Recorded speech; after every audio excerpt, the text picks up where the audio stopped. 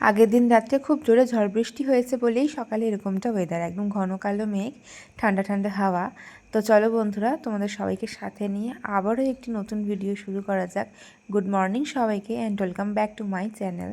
আজকে সকালবেলায় বোন কলেজ বেরোবে বলে পান্তা খেয়ে বেরোচ্ছে। আসলে পান্তাটা অনেকটা ছিল বলে খাওয়া হচ্ছে।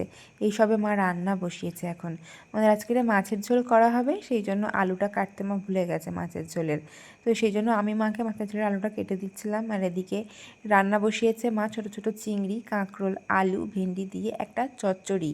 আর এমনিতেও এই মাসে রেশনের চালটা এতটাই খারাপ এসেছে, মানে আমাদের একটু দেরি করে ভাত বসালে হয়তো ভাতটা একটু ঠিক থাকছে, তাও যদি খুব তাড়াতাড়ি ভাত হয়ে যায় তাহলে না রাত্রেবেলায় ফ্রিজে ভাত ঢোকালেই একদম ভাতটা ভালো থাকছে না, ফ্রিজ থেকে বের করার পরে একদম খারাপ অবস্থা হয়ে যায় ভাতের। সেই জন্য আমরা কি করি, রাত্রেবেলা তাড়াতাড়ি খাওয়া দাওয়ার পরে ভাতটাকে আগে ভাগে জল দিয়ে থালাতে করে সুন্দর করে ফ্রিজে ঢুকিয়ে রাখি, যাতে করে ভাতটা সুন্দর থাকে। তো আজকের কয়েকটা আম বেছে বেছে বোনকে দিচ্ছি, বোন নিয়ে বেরোবে, অহনার জন্য নিয়ে যাবে। আসলে এই আমগুলো না আমাদের পিছনে আম গাছ রয়েছে, এই যে কাল রাতে ঝড়টর হয়েছে ভালো, সেই জন্য ওই আমগুলো সকালে গুড়িয়েছিলাম। তো আম খেতে চেয়েছিল বলে আমি ওকে এখন পাঠাচ্ছি, এই কটা আমও নিয়ে যাবে। আর গাছের এই আমগুলো ভীষণ সুন্দর বলে ভাবলাম অহনাকে দিই, ওর খেতে ভালোই লাগবে। আজকে এই আতপ চাল রান্না করা হবে। আসলে এটা পুরোটাই আতপ চাল নয়, কিন্তু অহনা এসেছিল যখন বাড়ি থেকে কয়েকটা ডিম এসেছিল আমাদের জন্য, হাঁসের ডিম আর দেশি মুরগির ডিম। তো আতপ চালের ওপরে সাজিয়ে সাজিয়ে নিয়ে এসেছিল, সে আতপ চালগুলো ওই চালের সাথে মিশিয়ে রান্না করা হচ্ছে। একেই তো রেশনের চাল খুব একটা ভালো থাকে না ভাত করার পরে, জানি না আজকে আতপ চাল মিশিয়েছি কতক্ষণ কি ভালো থাকবে আর খেতে ঠিক কেমন হয় আতপ চালের ভাত, সেটা আজকে খাবো। খাই না একদম সেটা নয়, মাঝে মাঝে মা খায় যখন উপোস টুপোস করে, জল ঢেলে খায়, গন্ধটা না খুব সুন্দর হয়। সকাল থেকে দুপুর পর্যন্ত কড়া রোদ এমন ওঠে যে জামা কাপড় আমরা মেলি না, জামা কাপড়ের রং খারাপ হয়ে যাবে, সেই জন্য এখন এসছি একটু ফুল তুলে নেবো। এখনও মেঘলা ওয়েদার। আগের দিন আমাদের পাম্প পরিষ্কার করা হয়েছে, দেখছো পুরো আয়রনের লাল লাল অবস্থা কীরকম, এতগুলো জিনিস জমেছিল বলেই না কল থেকে জল পড়তো না। এখন বেশ জলটা ভালো পড়ছে পাম্পটা পরিষ্কার করার পরে। দিন হচ্ছে জবা ফুলটা কম ফুটছে, আর এমনিতেও এখন দেখি ফুল টুকটাক কম ফুটছে, কেন জানি না। এই যে কতগুলো ফুল ফুটতো ওই বেল ফুল, সেগুলোও কম ফুটছে, নয়নতারা ফুল, তারপরে টগর ফুল, এগুলোও কম ফুটছে। আজকে মোটামুটি কম ফুল হয়েছে। ঘি কালারের জবা ফুল কিছুটা ফুটেছে, তবে লাল জবা ফুল একদমই কম হয়েছে, মানে একটা। দেখো মাত্র কয়েকটা ফুল, অন্য সময় তো এক ঝুড়ি ফুল ফোটে। এখন মা এই মাছের ঝোলটা করবে। আজকের মাছের ঝোলে বেগুন আর কাঁকরোল ঝিঙে দিয়ে করা হচ্ছে। বেগুন দিলে একটাই সমস্যা, আমার বোন খায় না, কারণ ভীষণ ওর অ্যালার্জির সমস্যা আছে, তবে বেগুনগুলো বেছে বেছে খায়। ওদিকে ভাতটা ফুটে গেছে, এত সুন্দর আতপ চালের গন্ধ বেরোচ্ছে। আজকে খেয়ে দেখবো আতপ চালের টেস্ট কেমন হয়। নোংরার বালতি থেকে নোংরা নিয়ে তো সেই সকালে চলে গেছে, বোনই কলেজে বেরোলো আর আমিও বালতিটা নিয়ে চলে এলাম। বালতিটা ধুয়ে ভালো করে রেখে দিই, কারণ এমনিতে ওই বালতি না ধুয়ে না রাখলে ভীষণ বাজে গন্ধ হয়ে যায়। আর অপরিষ্কার রাখাটা একদম দরকার নেই, কারণ ওটা ঘরে থাকে তো অপরিষ্কার অবস্থায় রাখাটা একদম উচিত নয়। সেই জন্য আমি এখন একটুখানি বাইরে দিয়ে দিলাম। এখন দেখছি হালকা হালকা রোদও উঠেছে, কারণ কালকে অনেকটা ভারী বৃষ্টি হয়েছে, তো তারপরে তো একটু রোদ ওঠার কথাই ছিল। কলেজে বেরোনোর সময় জামা কাপড় গামছা সব ওই বিছনাতেই ছুঁড়ে ছুঁড়ে রেখে চলে যায়, সেটাকে আবার গুছাতেও আমার সময় লাগে।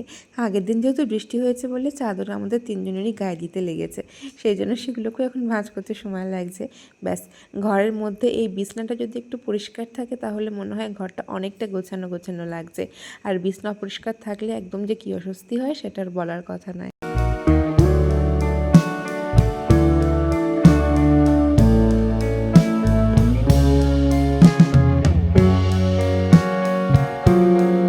পান্তা দিয়ে এখন চচ্চড়ি খাবো, এটাই আমার সকালের জল খাবার। 11:30 বাজছে, সব কাজ বাজ করতে করতে জল খাবার খাওয়ার কথা ভুলেই গেছিলাম। এই জন্যই মার এরকম জল খাবার খেতে দেরি হয়। আগে মা ভীষণ অনিয়ম করতো, এই যখন থেকে মায়ের শরীর খারাপ হলো তখন একটু নিয়ম করে খাওয়া দাওয়া হয়। এখন ভাবি মা কেন বলতো পরে খাবো পরে খাবো, বাড়িতে কাজের চাপ থাকলে না খাওয়ার কথা মনেই থাকে না।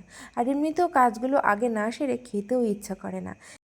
বালতি ড্রাম সব খালি হয়ে গেছিলো, সব জলগুলোকে এখন ভর্তি করলাম। 3-4 দিন মতন এটা চলে যায় আমাদের, 3-4 দিন পর আবারও জল জল করতে হয়। তবে এমন কপাল হয় মাঝে মাঝে 3-4 দিন পরেও কিন্তু জল খুঁজে পাওয়া যায় না, কারণ জলওয়ালারও সবসময় আমাদের এখানে জল পৌঁছে দেওয়ার সুযোগ সুবিধা হয় না, আর আমরাও তখন ওই জলের জন্য হাহাকার করতে থাকি। এখন আমাকে ভিডিও শ্যুট করতে হবে। এই যে আলমারিটা খুলেই ভাবি কোন শাড়িটা পরে ভিডিও শ্যুট করা যেতে পারে।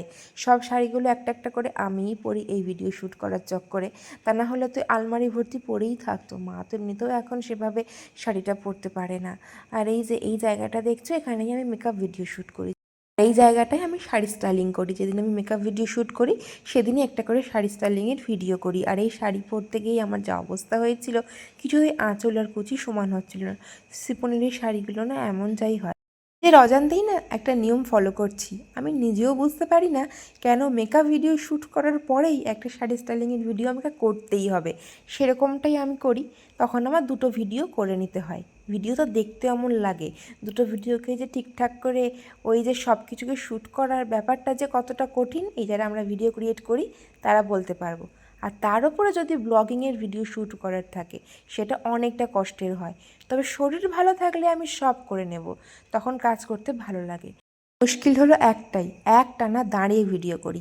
মেকআপ ভিডিও শ্যুট করার সময়ও দাঁড়াতে হয় আমায়, শাড়ি স্টাইলিংয়ের ভিডিও করার সময় দাঁড়িয়ে থাকতে হয়। তো তখন যে কখন কিভাবে শরীর খারাপ করে মাঝে মাঝে আমি বুঝতে পারি না। একটানা দাঁড়াই তো তখন একটা মানে খুব উইকনেস লাগে, আর তখনই কষ্ট হয় মাঝে মাঝে। আর তারপরে মনে হয় না আবার ব্লগ ভিডিও শ্যুট করি। তবুও কিন্তু আমি যখন শুরু করেছি কাজটা, আমি হার মানব কেন? যতই কষ্ট হোক আস্তে আস্তে আমি সেদিনে এই ভিডিও কমপ্লিট করছিলাম। তারপরে আমার পুজো দেওয়ার কাজ ছিল। মেকআপ রিমুভ করে স্নান টান করে এই পুজো দিতে বসে গেছি। আর পুজো দেওয়া মাথায় থাকলে আমার না তাড়াহুড়ো করে কাজ হয়ে যায়। মানে ভাবি এখনও আমি ঠাকুরকে ভোগ লাগাতে পারলাম না। সকালে একটু হলেও তো আমরা খাই, তবে ভগবান তো কিছুই খায় না, কিছুই দিই না আমরা সকালবেলা। যেন না দেরি করে পুজো দিতে আমার একদম ভালো লাগে না। তবে আজ না প্রায় 2:30 মতন বেজে গেছিলো আমার পুজো কমপ্লিট করতে করতে। একদম ভালো লাগে না এই সময়টা পুজো করতে। এই যে এখন সব জামা কাপড়গুলোকে আমি ঘরেই দিলাম। বাইরে একটু রোদ উঠেছে, ভালো তাপটা রয়েছে রোদের, তাই আর আমি ছাদে যাইনি। এমনিতেও একটু পরে যদি আবার গুড়মুড় করে মেঘ ডেকে আবার যদি বৃষ্টি আসে তো তুলে আনতেই হবে আমাকে, সেই জন্য আর যাইনি, ওখানেই দিয়ে নিয়েছি ঘরে। আর এই এখন সব ঠাকুরের বাসনকোসন ধুয়ে পরিষ্কার করে রেখে দিলাম। আমি ঠাকুরের এঁটো বাসন কখনোই ফেলে রাখি না, কারণ দেখো আমরা যেমন খাওয়া দাওয়ার পর বাসন ধুই, সেরকমই তো ঠাকুরেরও একটা ছোট্ট সংসার ওটাকেও তো গুছিয়ে সাজিয়ে রাখতে হয়। আমারও তাই মনে হয়, সেই জন্য আমি সবসময় ঠাকুর ঘর পরিষ্কার করে রাখতে পছন্দ করি। আর পরিষ্কার দেখতেও বেশ ভালো লাগে, মনে শান্তি লাগে। এই জলগুলোকে এখন আমি বয়ে বয়ে রান্নাঘরে আনলাম, কারণ তখন আর নিয়ে আসার সময় সুযোগ কিছুই হয়নি। এই যে আতপ চালের ভাত খাচ্ছিলাম, যে এত একটা টেস্টি লাগছিল কি বলবো তোমাদেরকে।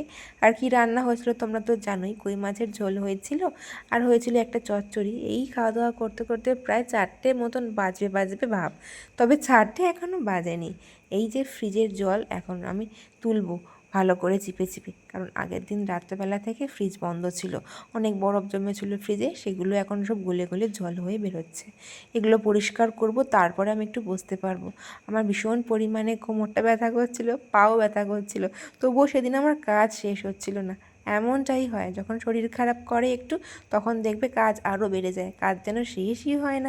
কাজ করতে করতে কখন যেন বেলা একদম পড়ে গেল বুঝতেই পারলাম না। তো এইভাবেই আমার শেষ হলো আজকের দিনটা। তোমাদের কেমন লাগলো জানিও।